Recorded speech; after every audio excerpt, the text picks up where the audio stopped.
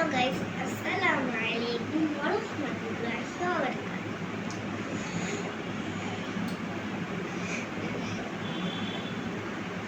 আমি আপনাদের নুহান। আমি ভালো আছি আলহামদুলিল্লাহ। আই হোপ আপনারাও ভালো আছেন আলহামদুলিল্লাহ। আজকে আমি আপনাদেরকে একটা ইম্পর্টেন্ট জিনিস দেখাবো এবং শোনাবো। Let's go.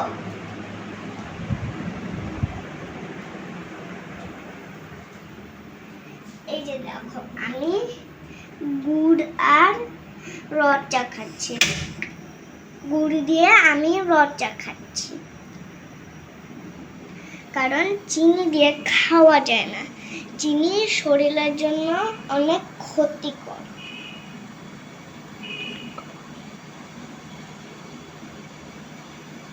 এই যে আখের গুড়, বলো। এই যে আখের গুড় আর এই যে রড চা। তোমরা চিনি দিয়ে চা খাবা না।